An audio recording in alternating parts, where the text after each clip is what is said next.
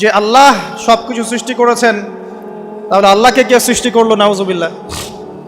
তো তখন আমরা বলবো যে যদি কেউ আল্লাহকে সৃষ্টি করতো তাহলে তো সেই সৃষ্টিকর্তা হয়ে যেত, তাই নয় কি?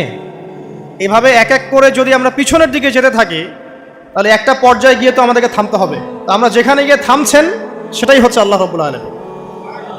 যখন কোনো কিছু ছিল না তখন আল্লাহ রাব্বুল আলামিন ছিলেন, আবার যখন কিছু থাকবে না তখন আল্লাহ পাক থাকবেন।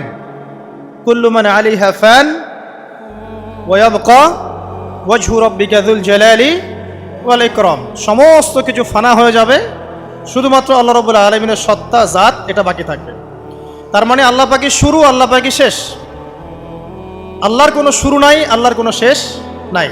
আল্লাহ পাকের আগে কিছুই ছিল না, বরং অতীত, বর্তমান, ভবিষ্যৎ এটা সময়ের মধ্যে আছে, যে সময়ের মধ্যে আমরা বাস করছি। আল্লাহ রাব্বুল আলামিনের কাছে এরকম অতীত, বর্তমান, ভবিষ্যৎ কিছু নাই। আল্লাহ রাব্বুল আলামিন একা ছিলেন, তখন কিছুই ছিল না।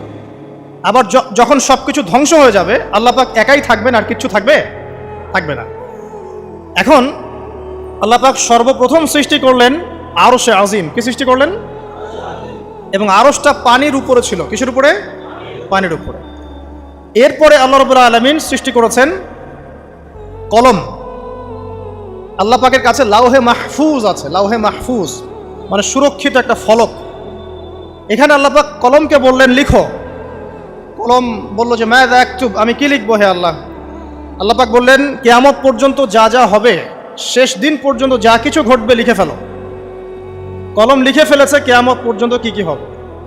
অতএব আপনার রিজিক নিয়ে এত টেনশন করার কোনো দরকার নাই। বিয়ে শাদী হচ্ছে না, এই জন্য কবরে গিয়ে মানত করার কোনো দরকার নেই। সময় মতো হবে ইনশাআল্লাহ। যখন রিজিক তাকদিরে লেখা আছে সময় মতো ইনশাআল্লাহ হবেই। তাকদিরের বাইরে কিচ্ছু হবে না। তো আল্লাহ পাক তাকদির লিখে ফেললেন। এমনকি লাউহে মাহফুজে কোরআনও লিপিবদ্ধ আছে। সূরা বুরুজ পড়েন নাই? বাল হুয়া কুরআনুম মাজিদ ফি লাউহিম মাহফুজ। লাউহে মাহফুজ থেকে কোরআন মাজিদ নাজিল করা হয়েছে প্রথম আসমানে। এরপর প্রথম আসমান থেকে আস্তে আস্তে ধাপে ধাপে বিভিন্ন ঘটনার পালাক্রমে রাসূলুল্লাহ সাল্লাল্লাহু আলাইহি ওয়াসাল্লামের কলবের মধ্যে জিবরাইল আলাইহিস সালামের মারফতে ওহী করা হয়েছে। এই হলো কোরআন, যেটা নাজিল হতে সময় লেগেছে 23 বছর। লাউহে মাহফুজ আল্লাহ রাব্বুল আলামিন সব লিখে ফেললেন। এভাবে 6 দিন, আল্লাহ পাকের হিসেবে 6 দিন কত লম্বা আল্লাহ ভালো জানেন। 6 দিনে আল্লাহ রাব্বুল আলামিন এরপর সৃষ্টি করলেন পুরো মহাবিশ্ব। পুরো মহাবিশ্ব বলতে আমি শুধু পৃথিবীর সৌরজগৎ বোঝাচ্ছি না। এই মঙ্গল, বুধ, শনি, বৃহস্পতি এইটুক না, এরকম হাজার হাজার সৌরজগৎ মিলে একটা গ্যালাক্সি হয়, আর হাজারটা গ্যালাক্সি মিলে গিয়ে একটা আসমান হচ্ছে, মহাকাশের একটা ছায়াপথ আসমান হচ্ছে। তো এরকম 7টা আসমান বা 7টা মহাবিশ্ব আল্লাহ পাক সৃষ্টি করলেন মাত্র 6 দিনে। কয় দিনে? ফি সিত্তাতি আইয়াম, 6 দিনে আল্লাহ পাক সৃষ্টি করলেন। এরপর আল্লাহ রাব্বুল আলামিন প্রত্যেক মহাকাশে তার যার যার কাজ সেটা দিলেন। যেখানে যেখানে মাখলুক সৃষ্টি করা আল্লাহ পাক করলেন। আল্লাহ রাব্বুল আলামিন মালায়েকা সৃষ্টি করলেন নূর দিয়ে। কি দিয়ে? আলো দিয়ে। আলোর মধ্য দিয়ে আল্লাহ রাব্বুল আলামিন ফেরেশতা সৃষ্টি করলেন। আল্লাহ পাক জিন সৃষ্টি করলেন। জিন কি দিয়ে? আগুন দিয়ে। একদম যেটা উত্তপ্ত আগুন, লাল আগুন, সেই আগুন দিয়ে আল্লাহ পাক জিন জাতিকে সৃষ্টি করলেন। সৃষ্টি করার পর আল্লাহ রাব্বুল আলামিন জিন জাতিকে পৃথিবীতে পাঠিয়েছেন। কোথায়? আর এখন মানুষ পৃথিবীতে যা করছে, জিন জাতীয় কিছুটা এরকমই কাজ করেছিল, বরং তার চেয়েও হয়তো বেশি করেছিল। পৃথিবীতে সে ফিতনার ফাসাদ সৃষ্টি করেছিল। এক পর্যায়ে আল্লাহ রাব্বুল আলামিন জিন জাতিকে ধ্বংস করে দিলেন। কিছু কিছু জিনকে আল্লাহ পাক অবশিষ্ট রাখলেন, যেগুলো পাহাড়ে, পর্বতে, বিভিন্ন জায়গায়, সমুদ্রে আশ্রয় নিল। পাহাড়ি এলাকাগুলোতে জিন থাকে, গভীর সমুদ্রে জিন থাকে, হ্যাঁ, জঙ্গলে জিন থাকে। এরকম কিছু জায়গা আছে এগুলোর মধ্যে জিনরা থাকে। তো ওদেরকে ডিস্টার্ব করতে গেলে সমস্যা, আপনাকে ধরে ফেলবে। আর যদি প্রতিদিন সকাল সন্ধ্যার জিকির আজগার ঠিকঠাক মতো না করেন, কোরআন তেলাওয়াত ঠিকঠাক মতো না করেন, নামাজি না হন, আর পবিত্র না থাকেন, তাহলে জিন ধরার সম্ভাবনা বেশি। আর আমার মনে হয় এখনকার যে মেয়েগুলো রাস্তাঘাটে ঘোরাফেরা করে, এদের বেশিরভাগই জিন ধরা। কারণ আছে, এমনি এমনি বলি নাই। এটা আপনাকে বুঝতে হলে আল্লাহ এবং তার রাসূলের চোখ দিয়ে দেখতে হবে। তো কারণ তাদের চালচলন স্বাভাবিক না, কিছু একটা ওদের উপর ভর করেছে। ভরটা করার কারণে তার চালচলন আজকে এমন হয়ে গেছে। এবং বহু মেয়ের ঘটনা এমন শোনা যায় যে সরাসরি তারা জিন দ্বারা ইফেক্টেড হয়। দেখেন না, রুকিয়া করতে হয়, শারীরিকভাবে রুকিয়া করতে হয়। তো খেয়াল রাখবেন, সকাল সন্ধ্যার জিকির আজগার ঠিক রাখবেন, কোরআন তেলাওয়াতটা ঠিক রাখবেন, নামাজি হবেন, পাক পবিত্র থাকবেন, জিন আপনাকে কোনো ক্ষতি করতে পারবেন ইনশাআল্লাহ। জিনরা কিন্তু রাসূল সাল্লাল্লাহু আলাইহি ওয়াসাল্লামেরও ক্ষতি করার চেষ্টা করেছিল। আল্লাহ রাসূল সাল্লাল্লাহু আলাইহি ওয়াসাল্লাম ওটাকে ধরেছিলেন, ধরে মসজিদের খুঁটির সাথে বেঁধে রেখেছে। নামাজের মধ্যে জিন আমাদের নবীকে ডিস্টার্ব করেছিল, আল্লাহ রাসূল ওই জিনকে ধরেছেন, ধরে খুঁটির সাথে বেঁধে রেখেছেন। তারপরে তার মনে পড়লো সুলাইমান আলাইহিস সালামের কথা।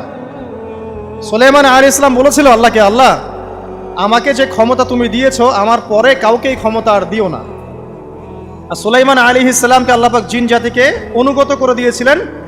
সুলাইমান আলাইহিস সালামের নির্দেশে জিন জাতি বিভিন্ন কাজ করত, এমনকি সমুদ্রের মধ্যে ডুবুরির কাজও করত, সমুদ্রের ভিতর থেকে রত্ন বের করে নিয়ে আসতো।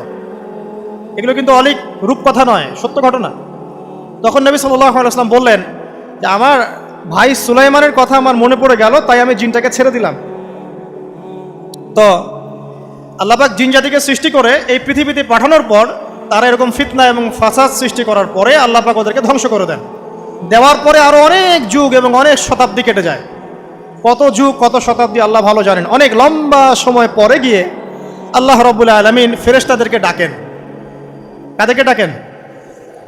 তাদেরকে ডেকে বলেন, ওয়াইজ ক্বালা রাব্বুকা লিল মালায়েকা, স্মরণ করো নবী সেই সময়ের কথা যখন তোমার রব ফেরেশতাদেরকে ডাকলেন, ডেকে বললেন, ইন্নী জাইলুন ফিল আরদি খলিফা, হে ফেরেশতা মণ্ডলী, আমি পৃথিবীতে আমার খলিফা পাঠাতে চাই। কি পাঠাতে চাই ভাই? খলিফা। খলিফার দুটো অর্থ, একটা হচ্ছে ওই যে জিনরা যে চলে গেল, ওর স্থলাভিষিক্ত হয়ে আরেকটা জাতি, স্থলাভিষিক্ত হওয়া। আরেকটা ব্যাখ্যা হচ্ছে খলিফা শব্দের মানে হচ্ছে যে ব্যক্তি আল্লাহ পাকের বিধান অনুযায়ী পৃথিবীতে বিচার ফয়সালা করে, সে আল্লাহর খলিফা। আমি কি বুঝাতে পারছি? আল্লাহ পাক ফেরেশতাদেরকে বললেন, আমি পৃথিবীতে আমার খলিফা পাঠাতে চাই, প্রতিনিধি, এবং যে আল্লাহর বিধান দ্বারা বিচার ফয়সালা করে।